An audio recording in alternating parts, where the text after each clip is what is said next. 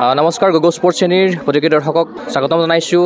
পুৱা 5টা বাজিছে বৰ্তমান সময়ত আৰু পল্টন বজাৰ ৰেল ষ্টেচনৰ পৰা ৰাওনা হ'ব কেৰালা অভিমুখে এটা কালাৰপাট্যৰ দল। যিহেতু নেশ্যনেল কালাৰপাট্য চেম্পিয়নশ্বিপ অনুষ্ঠিত হ'বলৈ গৈ আছে কেৰালাত আৰু 122জনীয়া এটা বৃহৎ দল অসমৰ পৰা গৈ আছে কেৰালা অভিমুখে এই নেশ্যনেল চেম্পিয়নশ্বিপত অংশগ্ৰহণ কৰিবৰ কাৰণে। মূলত আছে ভিডিঅ' জাৰ্নেলিষ্ট জাবানে দেখাব এটা সমগ্ৰ পৰিৱেশ। যিহেতু অহা 9, 10, 11 আগষ্টত অনুষ্ঠিত হ'বলৈ গৈ আছে 16 সংখ্যক নেশ্যনেল কালাৰপাট্য চেম্পিয়নশ্বিপ আৰু এই চেম্পিয়নশ্বিপত অসম দলটোৱে অসমৰ 122জনীয়া দলটোৱে অংশগ্ৰহণ কৰিব আৰু তেখেতসকল কিছু মুহূৰ্তৰ পাছতেই পল্টন বজাৰ ৰেলৱে ষ্টেচনৰ পৰা ৰাওনা হ'ব। ভিডিঅ' জাৰ্নেলিষ্ট জাবানে দেখাই আছে ইয়াৰ সমগ্ৰ পৰিৱেশ 122জনীয়া দল আৰু তেখেতসকলে কালাৰপাট্য ইভেণ্টত পাৰ্টিচিপেট কৰিব। যিহেতু অসমত ক্ৰমান্বয়ে উত্থান ঘটিছে কালাৰপাট্য ইভেণ্টে, যিহেতু নেশ্যনেল গেমছতো ভাল প্ৰদৰ্শন আগবঢ়াইছিলে বা তেখেতসকলে আগন্তুক সময়ত বহুখিনি প্ৰতিযোগিতা আহি আছে। মই আপোনাৰ ওচৰলৈ আহিছোঁ যিহেতু আপুনি অসম কালাৰপাট্য সন্থাৰ সন্মানীয় সম্পাদকৰ পদত আছে। 122জনীয়া দল এটা লৈ গৈ আছে কেৰালা অভিমুখে, কি উদ্দেশ্য আগত ৰাখিছে বা কেনেকুৱা ধৰণৰ প্ৰতিযোগিতা আছে, কি আশা প্ৰত্যাশা আছে, কি ক'ব? ধন্যবাদ, নমস্কাৰ। গগো স্পৰ্টছ শ্ৰেণীৰ সকলো দৰ্শকে আমাৰ কালাৰীপাট্য এছ'চিয়েশ্যন আছামৰ পৰা বহুত ধন্যবাদ থাকিল। আমি 122জন প্লেয়াৰ লৈ এইবাৰ 16 কালাৰীপাট্য নেশ্যনেল চেম্পিয়নশ্বিপত গৈ আছোঁ আৰু আমাৰ তাতে খেলো ইণ্ডিয়া আৰু 38 নেশ্যনেল গেমছৰ চিলেকশ্যন হ'ব। চ' আমি আশাবাদী যে আমি নেশ্যনেল গেমছৰ এটা বৃহৎ টীম এইবাৰ অসমৰ পৰা ৰিপ্ৰেজেণ্টেটিভ কৰিম উত্তৰাখণ্ডত, যিটো হ'ব গৈ আছে। আৰু লগতে আমাৰ খেলো ইণ্ডিয়াটো আমাৰ বহুত ষ্টুডেণ্ট এইবাৰ যেন পাৰ্টিচিপেট কৰিব পাৰে অসম দলত। লগতে যিটো স্কুল গেমছ আছে এইবাৰ সেইটো কেৰালাতে হ'ব। চ' আমি আশা কৰোঁ যে এটা বৃহৎ দল অসমৰ পৰা 3টা ইভেণ্টতে অংশগ্ৰহণ কৰিব পাৰিব।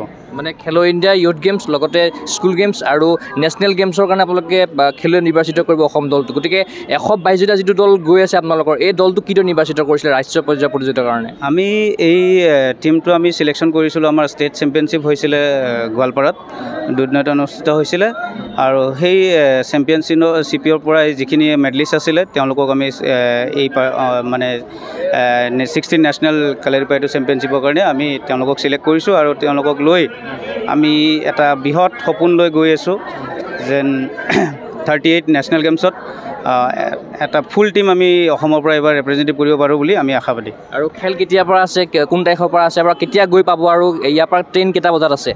আমাৰ ট্ৰেইন 6:10 ইয়াৰ পৰা ওলাব আৰু আমি গৈ পাম 7 তাৰিখে ৰাতি 8টামান বজাত গৈ পাম আৰু খেল আছে আপোনাৰ 9 আগষ্টৰ পৰা 11 আগষ্ট। আৰু টীমৰ মেনেজাৰ হিচাপে কোন গৈ আছে, কোচ হিচাপে কোন গৈ আছে লগত? হয়, কোচৰ পষ্টত মই আছোঁ আৰু ৰিজু খান তেওঁ পোষ্টত আছে আৰু গাৰ্লছ মেনেজাৰ আমাৰ জোনাকী চাংমা বাইদেউ আছে আৰু লগতে আমাৰ কোকৰাঝাৰৰ ছেক্ৰেটাৰী বিল্লু কুমাৰ ব্ৰহ্ম, তেখেতকো আমি এজ এ এছিষ্টেণ্ট কোচ, আৰু উৎপল বৰুৱা তিনিচুকীয়াৰ তেওঁ এছিষ্টেণ্ট কোচ হিচাপত গৈ আছে। আগত ইমান ডাঙৰ টীম বৃহৎ আকাৰত গৈছেনে ৰাষ্ট্ৰীয় প্ৰতিযোগিতাত অসমৰ পৰা? আমাৰ এইটোৱে প্ৰথম ইভেণ্ট যিটোত আমি 122 ষ্টুডেণ্ট লৈ পেলাই গৈ আছোঁ। ইয়াৰ আগত আমাৰ গৈছে আপোনাৰ 50-60 এনেকৈ লৈ গৈছোঁ, কিন্তু এইবাৰ আমি আমাৰ বেছি ডাঙৰ টীম আছে আমাৰ ছিনিয়ৰৰ পৰা আমাৰ ফুল টীম গৈ আছে, যিহেতু 38 নেশ্যনেল গেমছৰ কাৰণে আমাৰ বাছনি আছে তাতে। চ' আমি আশাবাদী যে কিবা এটা ভাল খবৰ আমি অসমত লৈ আহিম। মানে ছিনিয়ৰ জুনিয়ৰ চব শাখাৰে গৈ আছে? হয়, চাব জুনিয়ৰ, জুনিয়ৰ আৰু ছিনিয়ৰ 3টা শাখাতে গৈ আছে আৰু চাব জুনিয়ৰ খেলো ইণ্ডিয়াৰ কাৰণে চিলেকশ্যন হয়, ছিনিয়ৰটো 38 নেশ্যনেল গেমছৰ কাৰণে চিলেকশ্যন হ'ব। যিহেতু 122জনকৈ খেলুৱৈ গৈ আছে অসমৰ পৰা, গতিকে কেৰালাত কিমানমান পদক পাম বুলি আশা কৰিছে আপুনি? যিহেতু বন্যৰ পৰা আপুনি প্ৰত্যক্ষ কৰি আছে খেলুৱৈসকলক, কেনেকুৱা ধৰণৰ পাৰফৰ্মেঞ্চ হ'ব, কিমান টাৰ হ'ব, কিমান ইয়াতে ৰাজ্য আহিব? 28 ষ্টেট আহিব আৰু ছেকেণ্ড হায়েষ্ট টীম বুলি মই এতিয়ালৈকে গম পাই আছোঁ, কাৰণ হোষ্ট টীম কেৰালা তেওঁলোকৰ 140 ষ্টুডেণ্টে খেলি আছে আৰু আমি 122 গৈ আছোঁ। ইয়াৰ পিছত আপোনাৰ MP আছে, মহাৰাষ্ট্ৰ আছে, ছত্তীশগড় আছে, তেওঁলোকৰ এটা বৃহৎ টীম লৈ আহি আছে, 70-80 এনেকৈ টীম লৈ আহি আছে। চ' আমি ছেকেণ্ড হায়েষ্ট টীম আছোঁ আৰু আশা কৰোঁ আমি এটা ভাল পদক লৈ আহিম। আমাৰ ল'ৰা ছোৱালীবিলাকেও ভাল কষ্ট কৰি আছে। আপোনাৰ ওচৰলৈ মই আকৌ মই এই মুহূৰ্তত আহিব বিচাৰিছোঁ। মই এই অসম দলটোৰ টীম মেনেজাৰৰ ওচৰলৈ আহিব বিচাৰিছোঁ। আপোনাকো স্বাগতম জনাইছোঁ। যিহেতু 122জনীয়া এটা টীম গৈ আছে, গতিকে এই 22জনীয়া টীমটোক আপোনালোকে লিড কৰিব লাগিব, নেতৃত্ব দিব লাগিব। গতিকে কিমান চেলেঞ্জ আছে বা কি আশা প্ৰত্যাশা আছে? গেমততো সদায় চেলেঞ্জ থাকেই, কিন্তু আমাৰ খেলুৱৈবিলাক খুব আগ্ৰহ আছে আৰু আমি আশাবাদী হয় যে যি আমি গৈ আছোঁ তাতে যাতে ভাল পদক তেওঁলোকে লৈ কিনে আহিব, কাৰণ খুব তেওঁলোকে প্ৰশিক্ষণবিলাক কৰিছে। আপোনাক ধন্যবাদ জ্ঞাপন কৰিছোঁ। আৰু এগৰাকী মোৰ লগত টিম মেনেজাৰ আছে, আপোনাৰ ওচৰলৈ আহিছোঁ। কি আশা প্ৰত্যাশা আছে, কি আশা কৰিছে? আমিতো 100% আমি যিটো মেডেলটো এচিভ কৰিব খুজিছোঁ, এতিয়া আমাৰ বাচ্চাবোৰৰ ওপৰত আছে। অসমৰ নামটো মানে বহুত ওপৰত উঠাই আনক, আমাৰ সেইটোৱে বিচাৰিছোঁ। আৰু যিহেতু অলপ পাছত আপোনাৰ ট্ৰেইনে আপোনাৰ জাৰ্ণি আৰম্ভ কৰিব, গতিকে ছোৱালী খেলুৱৈও বহুখিনি আছে, গতিকে আপোনাৰ ওপৰত দায়িত্ব বহুখিনি আছে, গতিকে কি ক'ব? ছোৱালী মেইনটেইন কৰাটো তাৰমানে কি আমাৰ বহুত ডাঙৰ কথা, যাতে মানে ছোৱালীবোৰক আমি ভালকৈ লৈ যাব পাৰোঁ, যাতে আমি ৰিটাৰ্ণ লৈ আহিব পাৰোঁ, সেইটোৱে মোৰ দায়িত্ব। নিশ্চয়কৈ আপোনাক ধন্যবাদ জ্ঞাপন কৰিছোঁ। মই খেলুৱৈসকলৰ মনোভাৱ ল'বৰ কাৰণে চেষ্টা কৰিম। মই আপোনাৰ ওচৰলৈ আহিছোঁ। আপুনি কিদৰে প্ৰস্তুত হৈছে এই খেলখনৰ কাৰণে, কি ক'ব? মইতো স্পৰ্টছৰ লগত ক্লাছ 8ৰ পৰা জড়িত, কিন্তু কালাৰী পাইটো গেমটোৰ লগত মই এইবাৰ প্ৰথম খেলিবলৈ ওলাইছোঁ। যিহেতু প্ৰথম খেলিম, ভালেই হৈ আহক, আৰু সকলো প্লেয়াৰলৈ ধন্যবাদ থাকিল। আকৌ চবেই খেলি ভালকৈ আহে। আৰু তোমাৰ নামটো কি, তুমি ক'ৰ পৰা আহিছা? প্ৰণীতা চুতীয়া, মোৰ ডিব্ৰুগড়ত ঘৰ, ডিব্ৰুগড় মৰাণ ঘৰ। নিশ্চয়কৈ তোমাক ধন্যবাদ জ্ঞাপন কৰিছোঁ। মই আৰু খেলুৱৈসকলৰ মনোভাৱ ল'বলৈ চেষ্টা কৰিম। তোমাৰ ওচৰলৈ আহিছোঁ মই। কেনেকুৱা প্ৰত্যাশা লৈ আগবাঢ়িছা, কি আশা আছে? কি আছে এক্সপেক্টেশ্যন, কি আছে? মেডেল লোৱা এক্সপেক্টেশ্যন আছে। আগতে খেলিছা, নেশ্যনেল আগতেও খেলিছা, কি প্ৰিপেৰেশ্যন কিদৰে কৰিছা? ভালেই কৰিছোঁ। কি আশা আছে? মেডেল পোৱাই আশা আছে, গ'ল্ড পোৱা। গ'ল্ড। তোমাক ধন্যবাদ জ্ঞাপন কৰিছোঁ। তোমাৰ নামটো কি আৰু তুমি ক'ৰ পৰা আহিছা? ৰাজীৱ কাশ্যপ, মই গুৱাহাটীৰে হয়। এইবাৰ মোৰ কাৰণে প্ৰথম নেশ্যনেল চেম্পিয়নশ্বিপ হয়। মই নিজৰ 100% দিব চেষ্টা কৰিম। আৰু তুমি ক'ত প্ৰেক্টিছ কৰা? প্ৰেক্টিছ নেহৰু ষ্টেডিয়ামত, গুৱাহাটীতে। আৰু কালাৰ পাইটোৰ জৰিয়তে তুমি কি হ'ব বিচাৰা, কি তোমাৰ আশা আছে ভৱিষ্যতে? মই ইণ্টাৰনেশ্যনেল লেভেলত খেলিব বিচাৰোঁ, সফল হ'ব বিচাৰোঁ। আৰু নেশ্যনেল গেমছতো পদক জয় কৰিছে কালাৰ পাইটো ইভেণ্টত, আৰু চৰকাৰী চাকৰিও লাভ কৰিছে পূৰ্বতে। হয়, সেইটো আশাও আছে বাৰু, কিন্তু মোৰ যিটো আশা সেইটো হৈছে ইণ্টাৰনেশ্যনেল লেভেলত গৈ খেলাটো।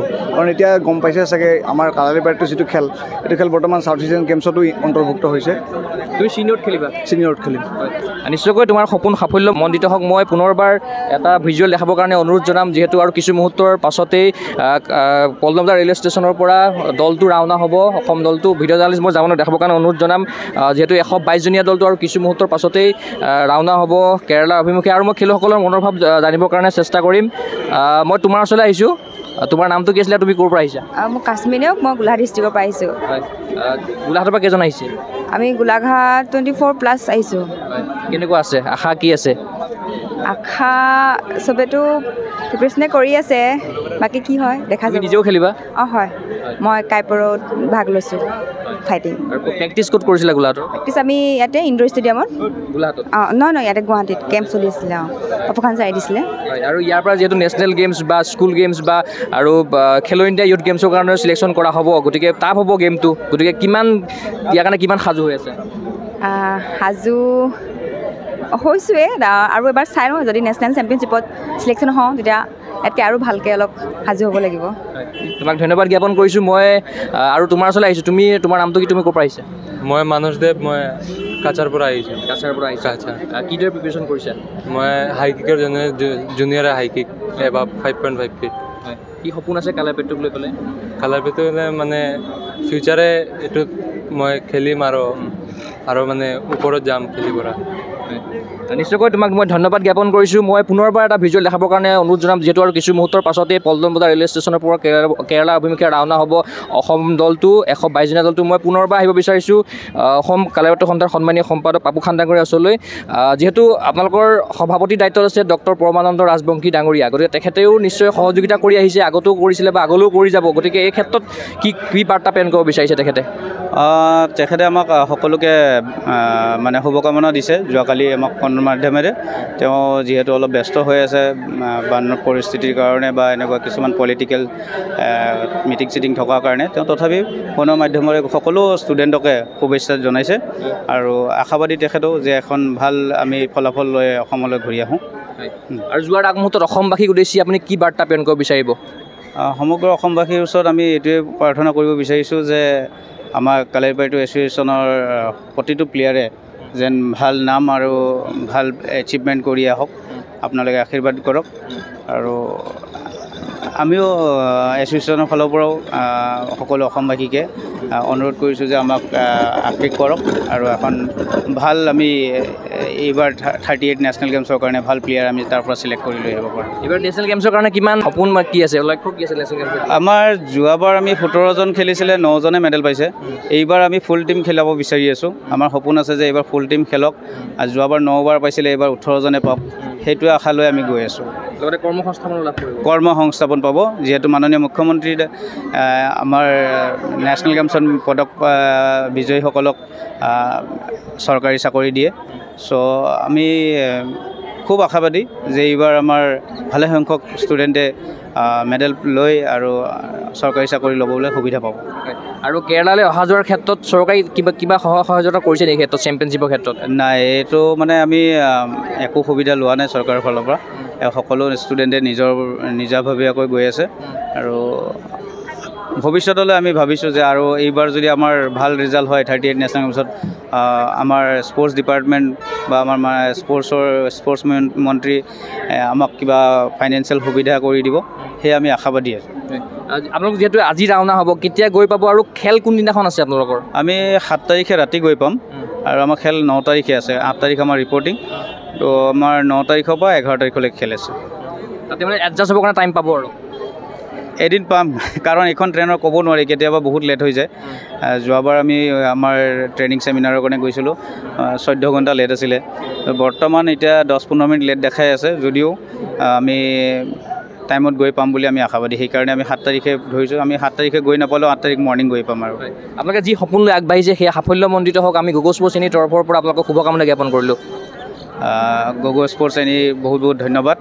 আপুনি আমাৰ এই গোটেই টীমটোক শুভকামনা দিলে, আমি চিৰকৃতজ্ঞ আপোনাৰ ওচৰত। ধন্যবাদ। নিশ্চয়কৈ আপোনাক ধন্যবাদ জ্ঞাপন কৰিছোঁ। মই পুনৰবাৰ ভিডিঅ' জাৰ্নেলিষ্ট জামানক দেখাবৰ কাৰণে অনুৰোধ জনাম। এই বৃহৎ টীমটো যিহেতু পোনপ্ৰথমবাৰৰ বাবে কালাইপাত্ৰ ইভেণ্টত 122জনীয়া এটা দল অসমৰ পৰা কেৰালা অভিমুখে ৰাওনা হৈছে। যিহেতু নেশ্যনেল চেম্পিয়নশ্বিপ আছে, 16 সংখ্যক নেশ্যনেল কালাইপাত্ৰ চেম্পিয়নশ্বিপ 9, 10, 11 আগষ্টত অনুষ্ঠিত হ'বলৈ গৈ আছে আৰু কিছু মুহূৰ্তৰ পাছতে গুৱাহাটীৰ পৰা তেখেতসকলে ৰাওনা হ'ব। আমি আশা কৰিম তেখেতসকলে যি উদ্দেশ্য আগত ৰাখি পেলাই এই প্ৰতিযোগিতালৈ ৰাওনা হৈছে, যিহেতু নেশ্যনেল গেমছ আহি আছে, নেশ্যনেল স্কুল গেমছ আহি আছে, লগতে খেলো ইণ্ডিয়া ইউথ গেমছ আহি আছে। আমি আশা কৰিম এই প্ৰতিযোগিতাৰ জৰিয়তে অসমৰ পৰা অভিলেখ সংখ্যক প্ৰতিযোগীয়ে এই গুৰুত্বপূৰ্ণ টুৰ্ণামেণ্টৰ বাবে অৰ্হতা অৰ্জন কৰক বা যোগ্যতা অৰ্জন কৰক আৰু দুৰ্দান্ত প্ৰদৰ্শনে অসমলৈ গৌৰৱ কঢ়িয়াই আনক। এই আশাৰে মই চিন্ময় কুমাৰ বৰাই বিশেষ অনুষ্ঠানৰ পৰা বিদায় লৈছোঁ। চাই থাকিব গগৈ স্পৰ্টছ শ্ৰেণী। ধন্যবাদ।